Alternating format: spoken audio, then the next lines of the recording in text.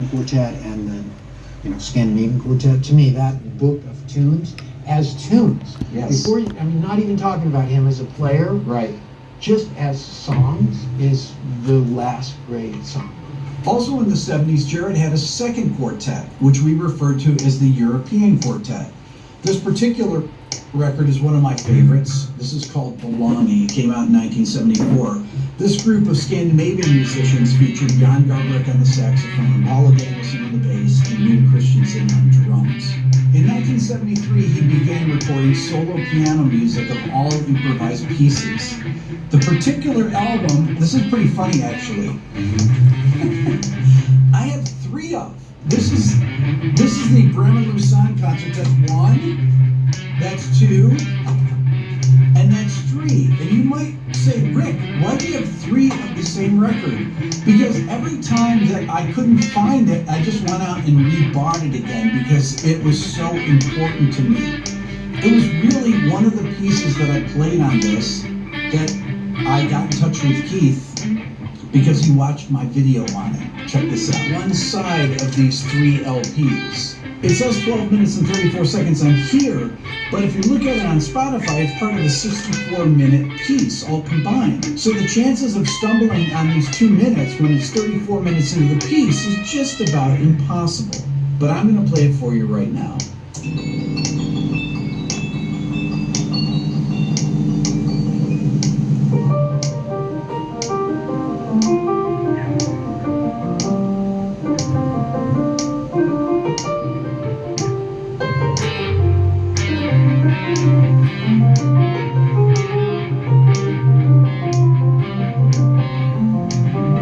Second voice.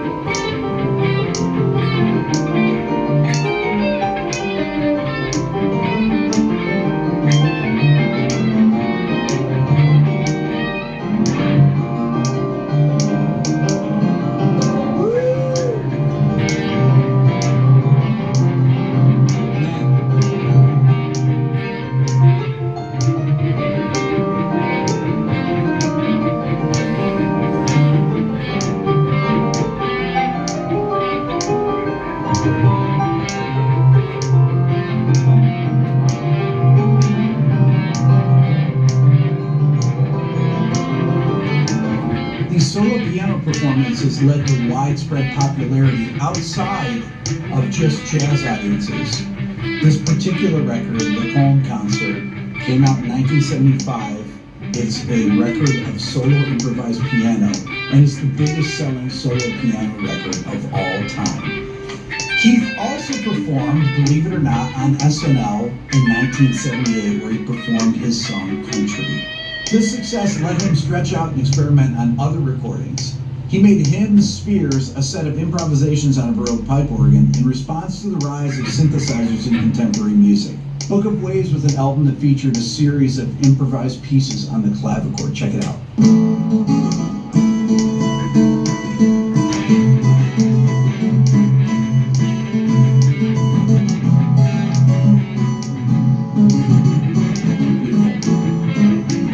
And finally, he made the deeply personal album Spirits, on which he multi-tracked all the instruments, including piano, soprano, sax, percussion, recorders, Pakistani flute, and guitar.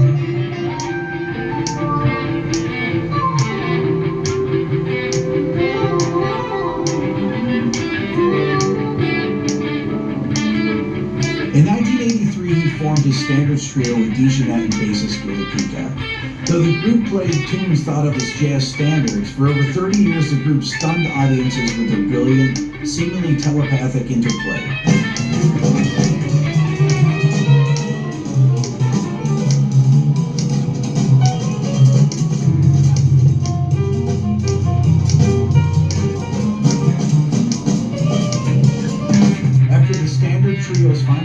to 2014, Jared continued to perform solo concerts until 2017 with his final performance at Carnegie Hall in New York City. In 2018, he suffered 2 strokes that left his left side paralyzed. But as you'll see, he can still play fluid, intricate lines in the piano, voice lead chords, and interspersed bass notes, all with the right hand when needed. Commenting on the interplay of the instrument, the audience, the space, and the performance, he told an audience once, "What you don't understand is that I couldn't have done it without you." Each note is a new discovery, and Jared is both the performer and observer, expressing his immense experience of truth and of being, making us all the richer. Here's my interview with the great Keith Jarrett. I like to just have a conversation anyways, Keith. That's all I'm good for. The last time I visited, we talked about what you've been doing for the past few years and how you're getting back to doing some playing. I just come in here and I doodle around. I would have to call it doodling. How do you have to adapt then for playing with this sort of company?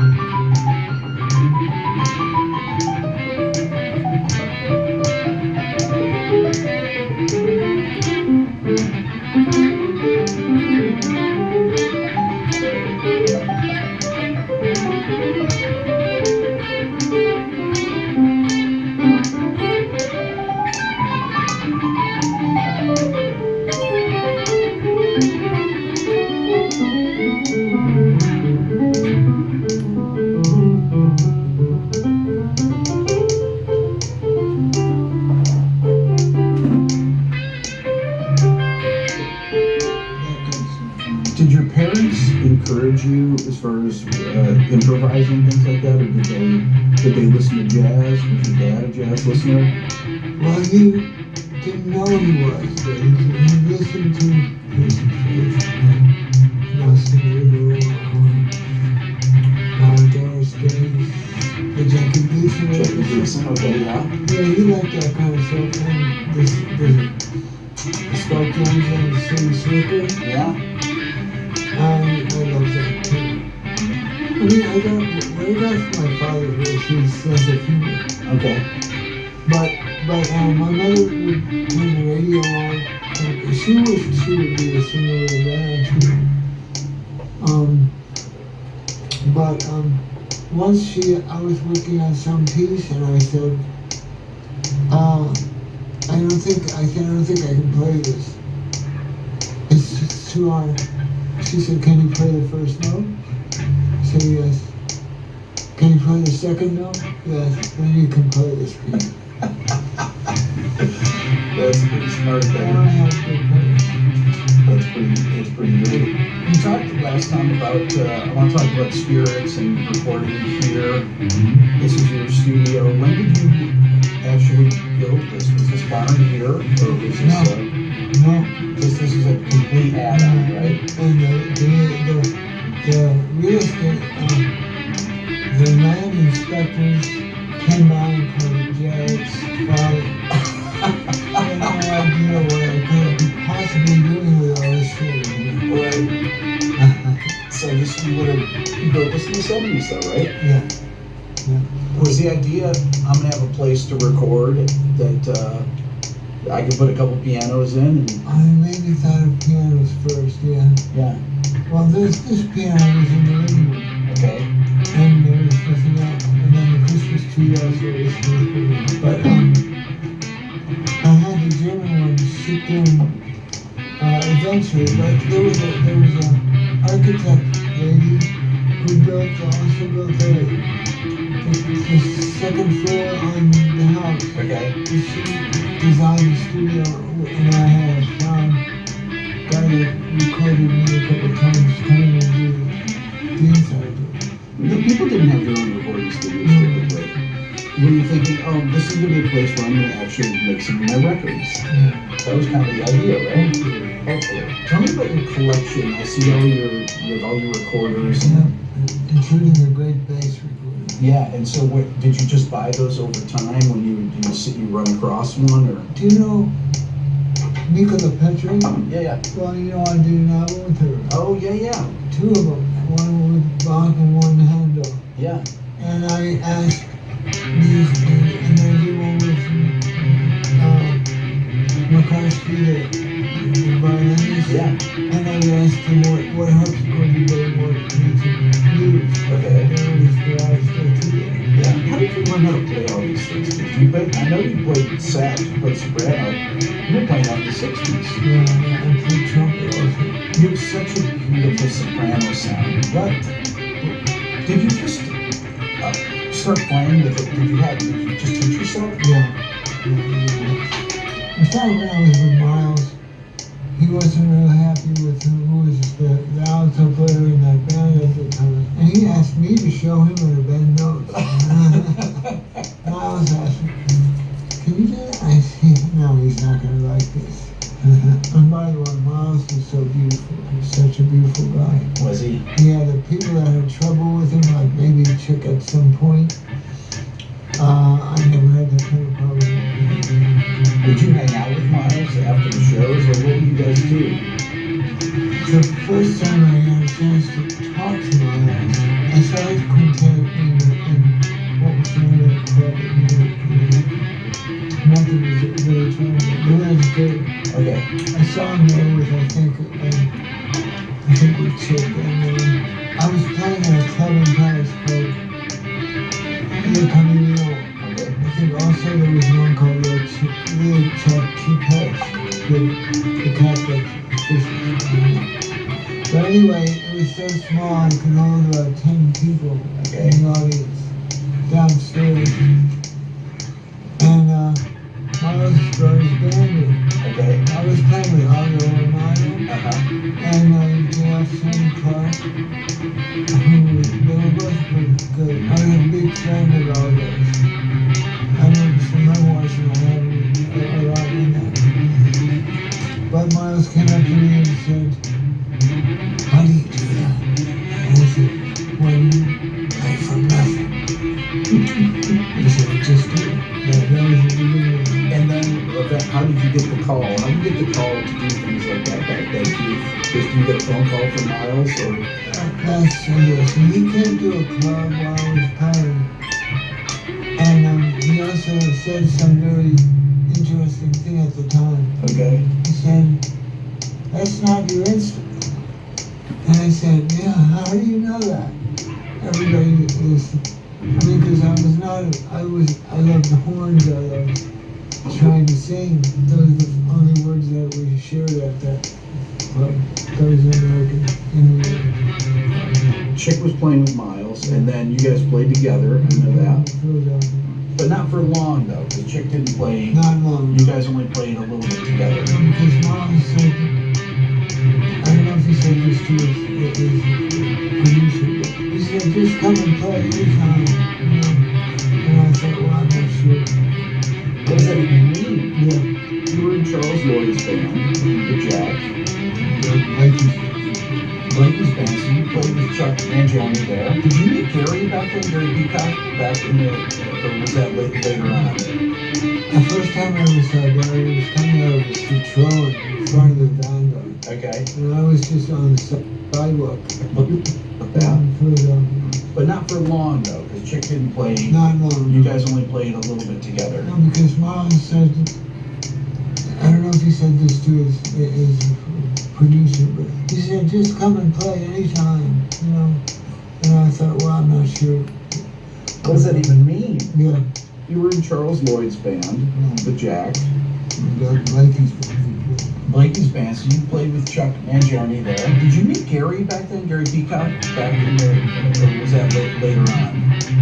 The first time I ever saw Gary was coming out of the show in front of the band. Okay. And I was just on the sidewalk, but I had seen him. I had been once in Boston, so I knew who it was. Yeah. That was when we met. Keith, what's the difference between playing with a bass player, let's say Gary and Charlie Lee? What's it feel? Do you play different things when you're playing with them, or do they play different things? Well, Charlie's a singular guy.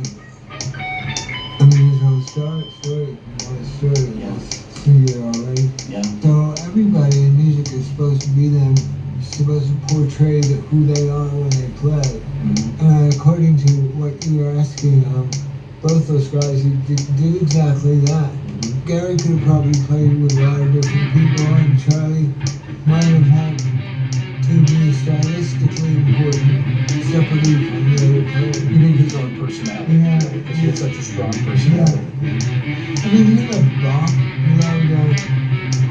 he loved music of all kinds, and he listened to Gary never listened to vocalists. Okay. I know that because he asked me, do you know the words to the songs we're playing? And I was like, yes. Jack and I shared that ability that we remember the words. But yeah, I once asked Paul before I worked with Gary, I was talking to Paul because Paul had worked with Scott LaFaro and Right. the 28-year-old car crash thing. I asked him what's the difference between Scott LaFaro and Gary. And he said, I'll draw you a picture. Scott was more delicate than what he knew about Gary. Gary was like edgy and Interesting. yeah. When you decided to form the trio, the Jack and Gary, was there ever any question of maybe it's not going to be Gary, maybe it would be somebody else? I first asked Steve Okay. Interesting. before I had the trade with Charlie. Okay. And Steve said, oh wait, and he didn't get back to the phone for a while, and then he said, I can't play my upright bass anymore. And I said, are you kidding? No, I'm serious. Because he didn't want to, or he just couldn't do it? Well, yeah, enough work lined up with it. Yeah. Because I called him again, he said, like I really was looking for it. Okay, so I want to ask this, Keith. Where did you develop your vocabulary as far as the sound of the what I call American sound, where you have gospel, you have what sounds like hymns, you have all these American elements in your playing that really, using triads and things like that that you would use in your improvisations that people didn't really use in improvisation or in playing standards and things like that. People didn't do that. And the message was force. The way You never played voice. McCoy. Yeah. I did do it, but on a couple things. Yeah. Like the thing I played for you, I did in Eddie's Eddie's Yeah. there was some pussy that I did. Yeah. Let me give you a little context about what Keith's talking about there related to fourths. He's talking about fourth voicings in the left hand like McCoy Tyner used to do. Keith did not do that very often, things in the left hand, but he did your improvisations that people didn't really use in improvisational, That's right. in playing standards and things like that. People didn't do that. I got less interested with fourths. The way You never played fourths. McCoy. Or, yeah. I did do it, but on a couple of things. Yeah. Like the thing I played for you, I did in Eddie's Eddie's. Yeah. There was some pussy that Let me give you a little context about what Keith's talking about there related to fourths. He's talking about fourth voicings in the left hand like McCoy Tyner used to do. Keith did not do that very often, but when I visited him a couple weeks before this interview, I visited him and his wife Akiko, and we hung out for a few hours and we listened to music. And this one piece in particular he's talking about is a piece that he wrote for the Eastman Chamber Orchestra in 1976 that he had just gotten a recording of, and he played for me. And the fourth voicings are voicings like this. They're based in fourths in the left hand. As you'll hear, this is Keith and I actually listening to the piece. Fourth. Yes.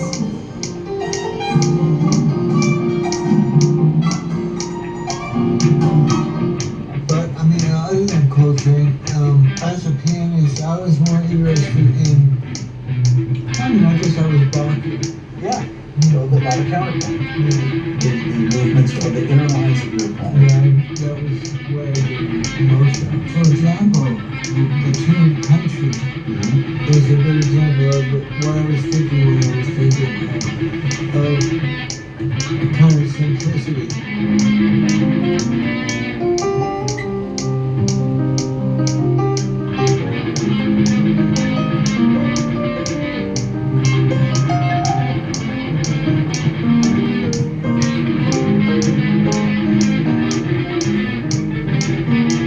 And then there's another thing called library, because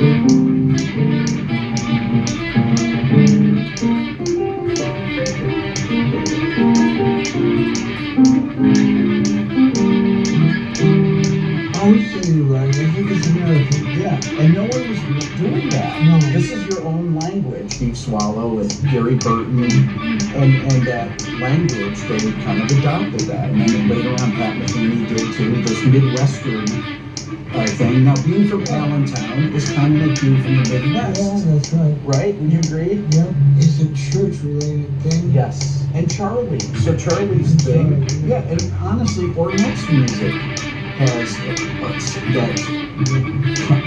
I don't want to say country. Is it country elements to it? I think so. Yeah. I wouldn't call that song country if I was thinking it. Right. And there's an encore on Carnegie Hall Cellar concert called The Good America. And it's almost like a prayer. Mm-hmm. I've never heard you talk about your language of what you played like that. I haven't, so I don't know how to answer you. Yeah. I just thought there was a missing triadic thing in some of these other guys playing piano. Yeah. Here's another song that I'm using titles with. The bass line I can't play with.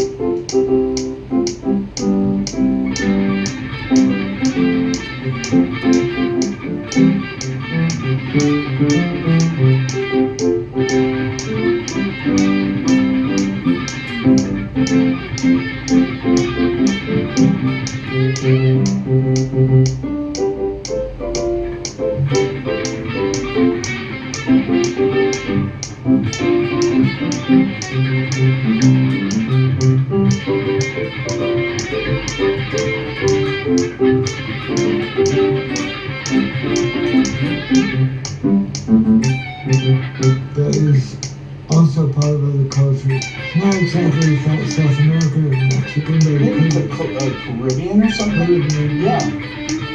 Yeah, calypso almost. Well, and when I played Brazil, I was very aware that music meant a lot to me. I wasn't playing bossa novas on recordings, but I love that. Well, yeah, tell me about that. You didn't really play a lot of bossa novas. That's because I don't know. I don't know which jazz drummers really know how to use the drums the way they do.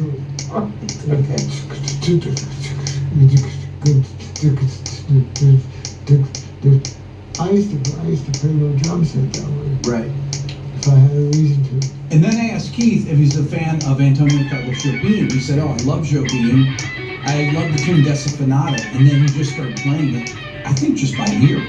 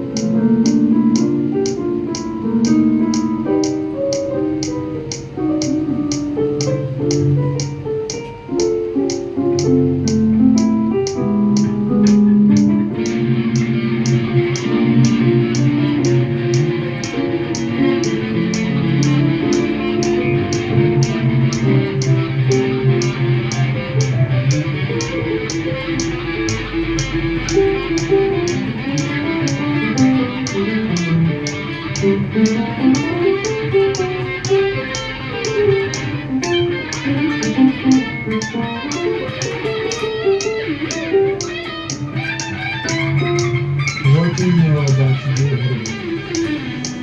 About the record or about the place? It's the first jazz gig I ever had. When I was 14 or something at my mother's house. My piano tune, and it was married to the daughter of the owners at that time. And I met the daughter, and she was like younger than me by far. And she still lives in East with her husband. Okay. It's the longest lasting jazz club ever anywhere. 50 years. But the vanguard did not last that long. That's right. But it's still going. Still going, right? Yeah. When did you guys do the recording there? 92 maybe? 91? Yeah. And here's my favorite vanguard library say. Okay. Yeah. Well, the audience heard it too, and you can hear them hearing it. And it was Spanish. And that's the most swinging I ever remember. Paul to do. I mean, I haven't played with Paul for, God, decades. Yeah. After taking a short break, I asked Keith if I could play him one of his own performances. This was a 1980s solo piano version of the Miles Davis tune Solar. I didn't play Keith the video of it, but I'm going to actually put the video next to Keith. But I really want you to see Keith's reaction to it. He doesn't remember this at all. This is your version of Solar, okay? It's from a live concert.